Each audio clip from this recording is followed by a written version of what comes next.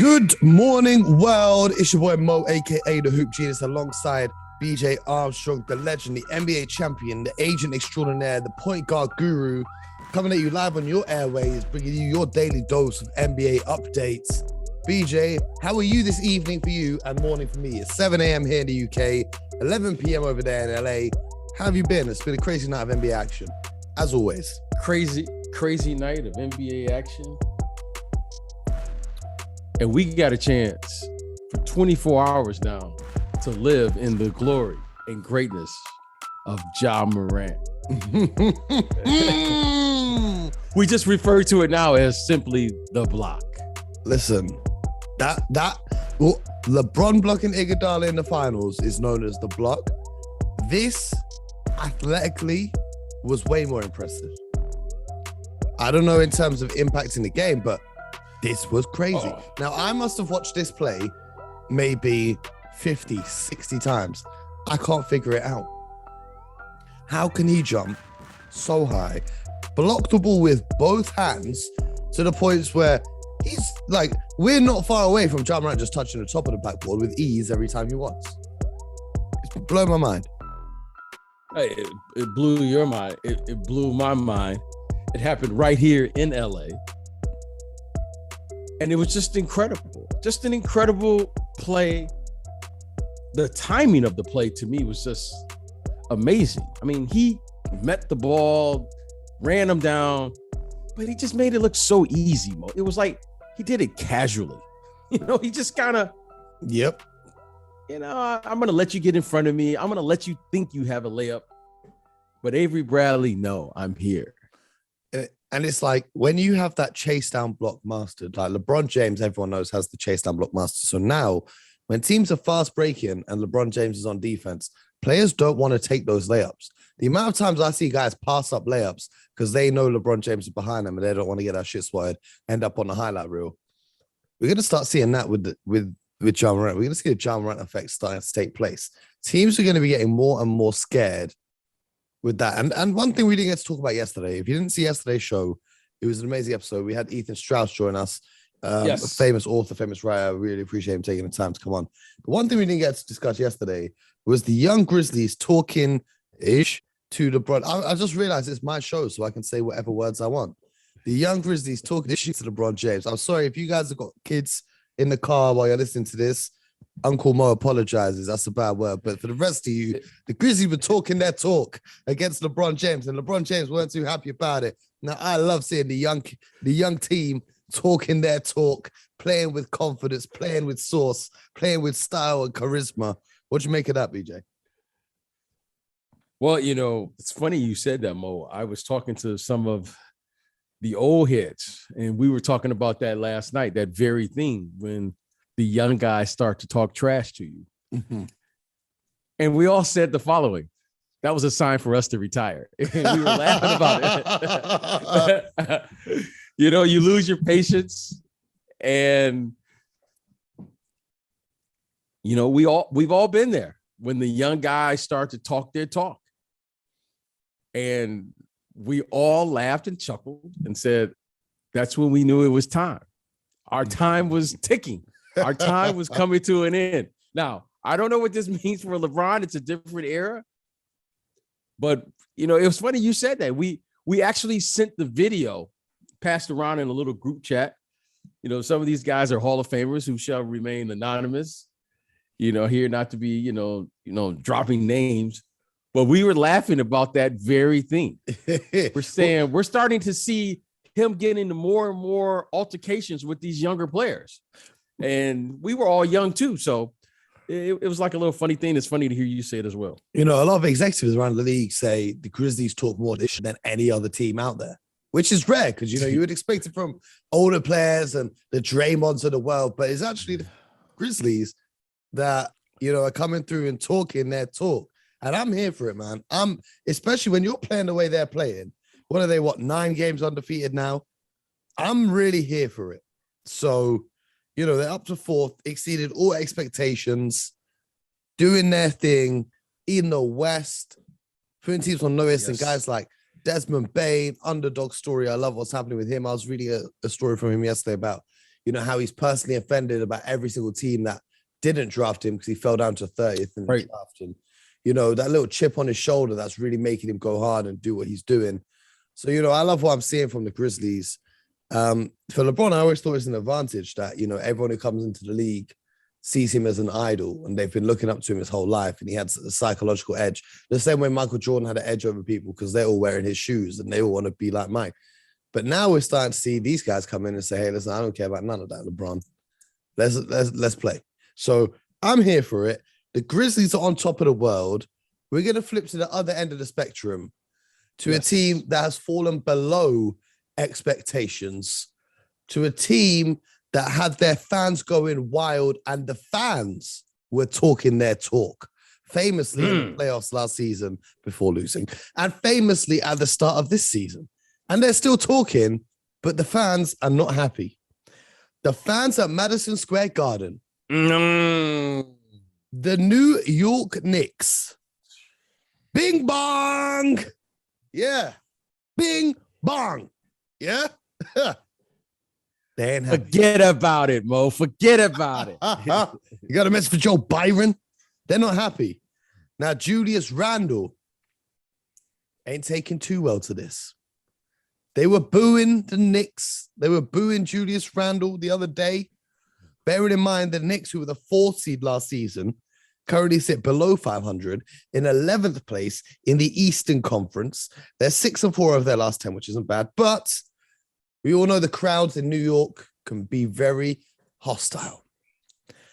And Julius Randle was giving the crowd a thumbs down.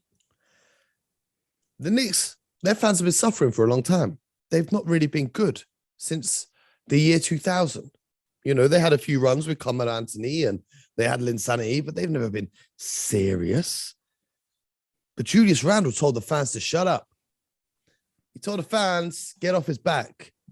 And this is despite, RJ Barrett hitting a game winner, etc., etc.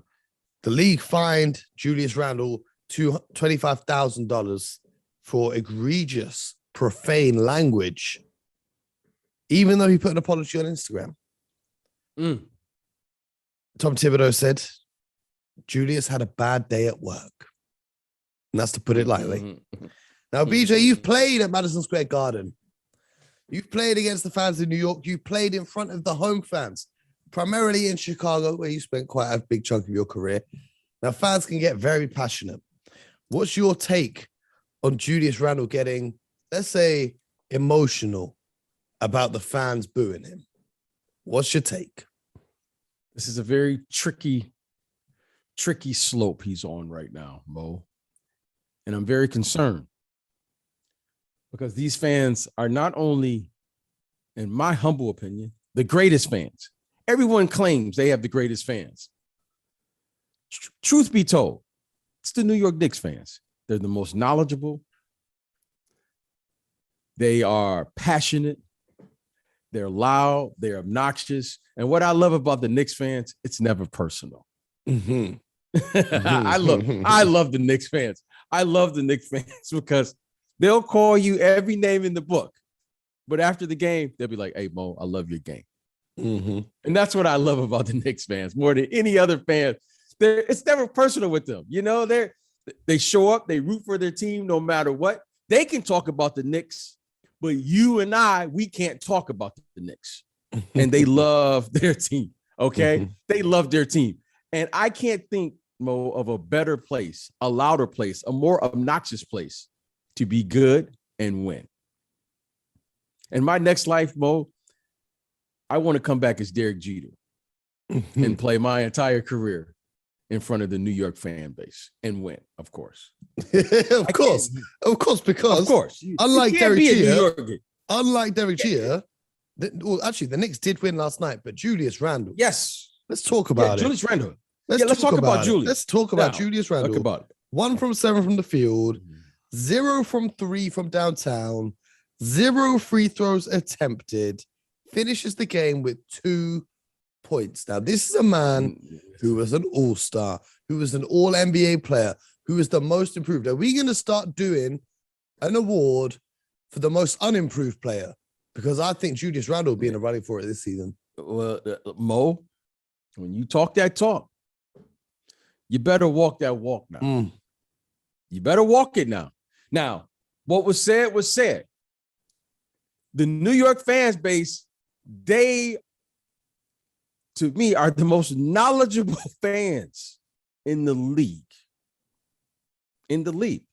So my question to you, Mo, right here, I'm going to ask the hoop genius. If the league did not fine Julius Randle, would he have apologized on Instagram? BJ, we live in a world now where I don't know if you see it in American sports, but over here, Premier League players, we have damn players in the Premier League that apologize on Instagram every time they lose a game. They write a note in their notes app on their phone, and they write an apology for not even offending the fans. They write apologies for just losing the game. But no, I don't think that, had the league fined him or someone from the Knicks PR department told him, Julius, man, you messed up. You need to go say sorry to these fans. They're going to eat you alive. I don't know. I don't think that it would have even crossed his mind because he was clearly very frustrated to be saying what he said. I put it nicely. I censored it for the podcast. But also, look at the apology that he said. I understand my actions, represent this league, this organization, and the city, and I should have handled things differently on Thursday night and expressed myself with more professionalism and more appropriate language in the heat of the moment. My comment was an example of how sometimes you say things you regret to people you love, even if it comes from a place of passion and deep love. Now, does that sound like a Julius Randle apology or the PR person wrote the apology for him? I don't know, Mo, but all I'm saying is this. There's only one way out of this one, Mo. Just win, baby. Win some games. Win some games. Mo, just win because I think they play the Dallas Mavericks coming up here real soon.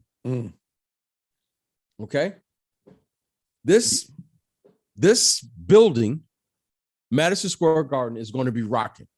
Yep. You got Luka, the Don, coming in town. Yep. And you have Porzingis coming in town. And that's big. Because the Knicks fans boo Porzingis every time he's in the building. I think they'll boo him for the rest of his life. He can be retired. His son can be in the NBA, and they will still boo him. But the Mavs, they're hot right now. 6-game win streak. Now, 2 points, Mo. That fan base is going to say, okay. Because Mo, what's going to happen with a loss and 2 points. The pens are sharp and the pen is mightier than the sword. So I hope that I'm wrong here, Mo. But I don't think this is going to turn out well in New York City. It's interesting. It's interesting, especially with the trade deadline coming up soon. Yes. But there's another power forward in the Eastern Conference also very unhappy with his team. Wait a minute, Mo. Do I sense lemon pepper wings? You do indeed. I thought you were going to say a disturbance in the force because you was rocking with the lightsaber before the other. You guys didn't know BJ's got a real life lightsaber. This is a different level. I thought you were about to say you sense a disturbance in the force. But you see when Yoda can sense disturbance in the force, that's like me when I can smell wings being cooked. Because we're going to head down to the ATL to talk about this one. Man, it's 7:30 in the morning. I'm out here thinking about chicken wings. We're going to head down to the ATL. I would just say I'm a wholesome brother. If pepper wings is all I'm thinking about when we talk about Atlanta, I think I'm doing pretty well. But we're gonna talk about the Hawks. That was funny, bro. We're gonna talk about the Atlanta Hawks, who, much like the New York Knicks, they were in the playoffs. They were not even in the playoffs. They were in the Eastern Conference Finals last season. Now they're currently sitting again, just like last time we spoke about them, still in 12th position. They're 3-7 over the last 10. They've lost their last 2, and they look awful.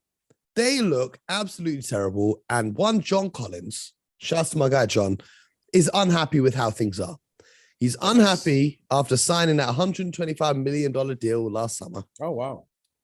That he's not getting the touches that he thinks he deserves. That he says the Hawks aren't playing a team style of basketball. BJ, what do you think? Yeah, Mo, I get it. I get it. Everyone wants to get touches. I get it, Mo. And yeah. You'd think they would draw him up a play or two per game, given that he's their second best player, he's getting paid all of that money. And may I add, he's outside of Trae Young, he's probably the most versatile scorer on the roster. He could shoot the ball. He could score on the inside. He could finish off the lobs. Like, I think John Collins is a very underrated player in this league. Okay. All right, Mo. I'm gonna ask permission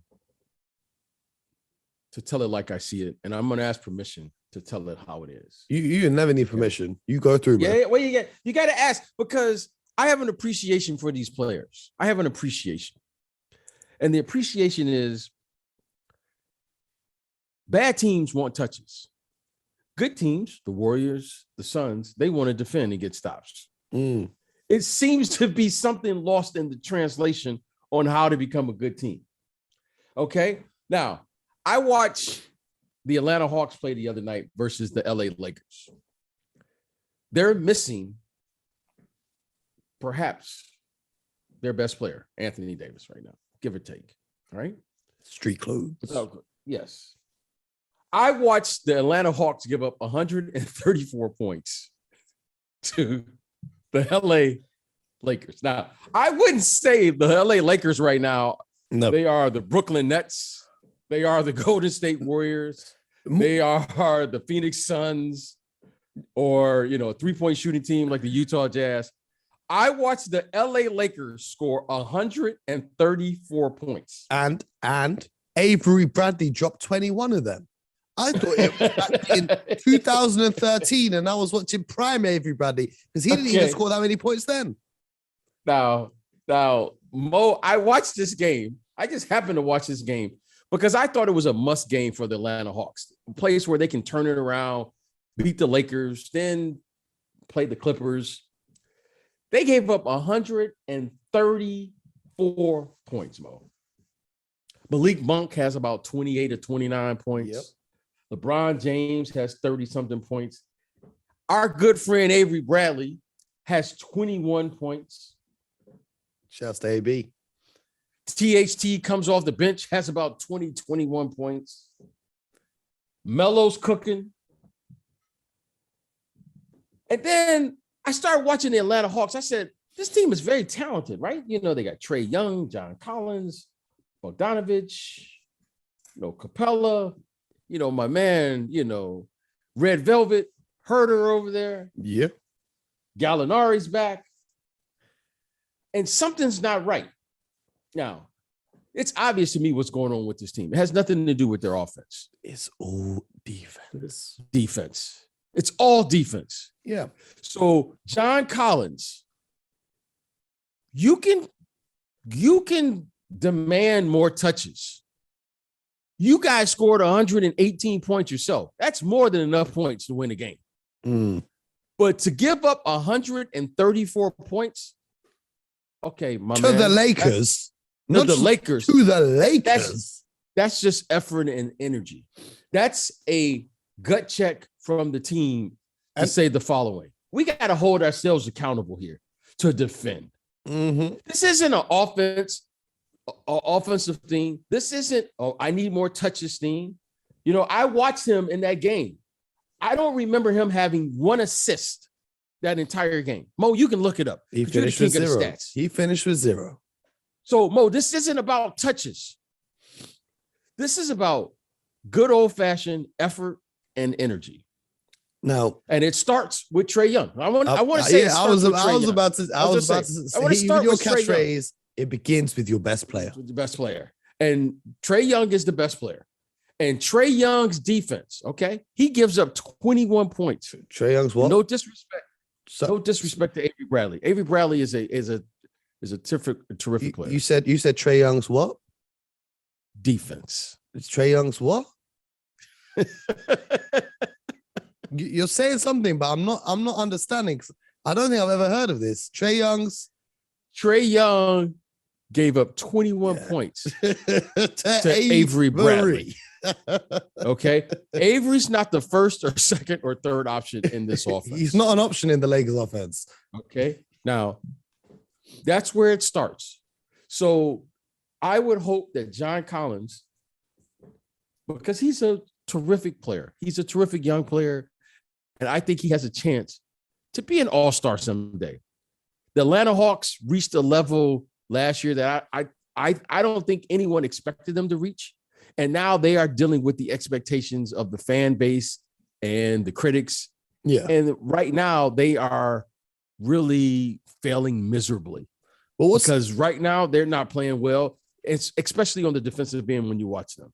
Well, what's interesting is they kind of defied expectations. All right, they beat the Knicks in the first round. I think a lot of people expected that, but the unexpected one was beating the Sixers in the second round. Right. Now, a lot of that was down to the whole issue with Ben Simmons. Now, the idea that's been reported by Shams and a lot of other reporters around the league yesterday is swapping John Collins and Ben Simmons because the Hawks really lack a defensive presence of the caliber of Ben Simmons. And on the offensive side, I know they're putting up points, but they really lack playmaking outside of Trae Young. So anytime Trae Young's doubled, so when it gets to not the game against the Lakers, but when they're in close game situations and teams really key in on Trae Young, it's a problem for them as well. Even though the offense might look, we're talking about them playing against the Lakers defense. They've been up 120. Cool. And then for the Philadelphia 76ers, John Collins can space the floor better than Ben Simmons can. He can play in that little dead dunker spot. They can get some high-low action going with Joel Embiid. Adds a nice dimension to that team. And it's more importantly, I don't know if you're going to get a better player than John Collins in return for Ben Simmons right now. So what are your thoughts on if those two were to be traded? Well, and being a little familiar with this league and not knowing what the Philadelphia 76ers are really thinking, right? I would be shocked if they traded him to the Atlanta Hawks in the Eastern Conference. If they're going to trade him, they're going to get Trae Young back. They're going to get an all-star back if they're going to trade him in the conference. Yeah, I think they're going to send him to Sacramento as far away as possible. Okay, but if they're going to get a player like John Collins back, who could be an all-star in the future, he could be. But that's a big if. Then I think they're going to, trade him or ship him off to the Western Conference where they only have to see him twice a year. That's what I think they're going to do. They have the leverage. They have him under contract, and they're going to wait patiently. See, Mo, I think they're making a statement not only for the Sixers, but for the rest of the league. So I think this is a bigger issue than what we're currently looking at. Oh, well, we're just going to give in and trade him. No, this player isn't up. His contract isn't up in a year or two. At some point here, the business of basketball has to make a stand. At some point. Now, you've seen a lot of players in the past move. And most of the time they move because they have the leverage. The leverage is, they're on the last year or two of a deal, which forces the team's hand. Well, this is not the case in this situation here. So I think the Sixers and the league, they are going to wait patiently until either the right deal, whatever that may be. I think it's without question another all-star, or they're going to wait and say, you know what, we'll wait till he comes back. I think that's what they're going to do. I don't see a team giving up an all-star for Ben Simmons. You know who I'd want if I was the Sixers? I'd be ringing Sacramento and saying, give me Buddy Hield and Tyrese Halliburton, and then send Ben Simmons to what I describe as the gulag of the NBA. Great trade. That would be a great trade for the Sacramento Kings. Yep. That'd be a great trade. Or even I don't see that happen. I don't know. They've got to do something. What I mean to say is that no one wants to play in Sacramento in terms of, cool, Ben, you can do what you're doing. We'll send you. No one wants to play there until someone wants to play there. Okay. Yeah. You know, everyone says they don't want to Let play me there. ask you this. What were you doing the last time the Sacramento Kings made the playoffs? Do you remember what life was like? That was Chris Webber in company, right? Yeah, That was Chris Webber. I was Dottie. 12 years old. I'm a I grown-ass can't man remember. right now. Yeah, I was 12 years old the last time the Kings. Yeah, made the I playoffs. think when that was early 2000s. Was that the early 2000s? I think 2006 was the last time they made the playoffs. Yeah. What was I doing? I was working in the front office for the Yeah. Chicago Bulls. I was working there, and I've always thought Sacramento was a great basketball city. Just a bad team. I've always enjoyed playing there. I enjoyed they had the little cowbells or things they used to ring. It was always a sold out building, and it always made for a great West Coast trip when I played, especially when I played in Chicago. When I played at Golden State, it was a nice drive up. You know, you just go north, and so they've had some tough times, and it's easy to knock them now. It's easy, but I'm telling you what, they have a great fan base there. Yeah, shout out to the fans. Gym. Shout out to the fans. That's a little gym up there, and they have a great arena. I was just about to say, it's got like not a good arena. The open top kind of bit on the concourse. It's a great arena. They have a great fan base, good food. It's a great city. It's a great city. Now, they haven't had the success for whatever the reason may be. We need more time to talk about it than what we have here. I'm sure you have a lot of opinions, and I know I have a lot. Yeah. But I'm telling you this. It's a little gym. And if you said you could start a franchise in a city with a fan base like that, because if you got to the playoffs there, do you know how loud it would be in that arena? Yeah, because they've not seen the playoffs. The last time they made the playoffs, iPhones didn't even exist. Well, that's a little hidden gem up there. I've seen the best of it.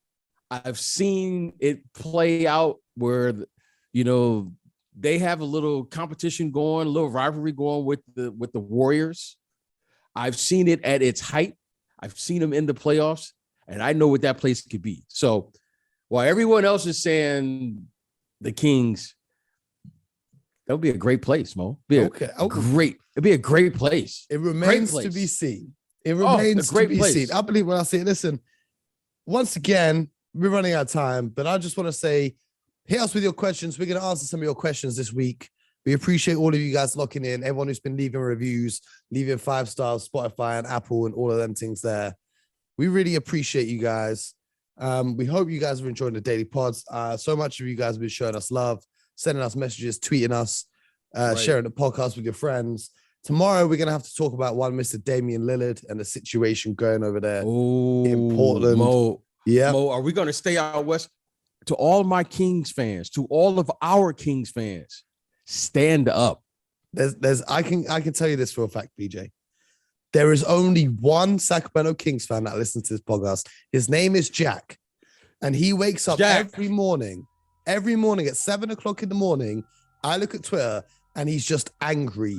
Every morning he's angry because he wakes up, Jack on the show, checks his box score. You don't want to talk to Jack because he just shouts and rages. We'll bring him on for a Sacramento Kings special, maybe around the trade deadline if they make any moves. Oh, they're going to make some moves. They're going to make some moves. They have to. So his life just seems very stressful. Like my life as a Boston Celtics fan has been stressful, this year, but his life has been stressful for his whole life. So listen. I'm giving Jack love today. I'm giving Jack, if you're listening, reach out to us. It's all love. It's all love, kid. It's all love here. The Kings lost by 1 last night, by the way, to the Cleveland Cavaliers, the injury-struck Cleveland Cavaliers. The Kings had a nice little run in the fourth quarter, about midway through, where it looked like they could win the game, and then it fell apart, and they ended up losing. So as they say, Mo, the Kings are going to king. Yeah, the Kings, just after they lost to the Portland Trailblazers bench the night before, sorry. It's tough. But anyway, thank you guys for rocking with us. What's not tough is hitting the subscribe button, so please do that. Keep enjoying the show. Send in your questions. If you want to send in your question, tweet me at the Hoop Genius on Twitter, at Hoop Genius on Twitter, or Hoop Genius Instagram page. Get your questions in. Later this week, we'll be answering some of your questions because we want to have a conversation with the fans. We want to talk to the fans of the league and, see what you guys are thinking and answer some of your questions. So, BJ, thank you once again, blessing us with the wisdom. And until next time, unlike the Sacramento Kings, get buckets.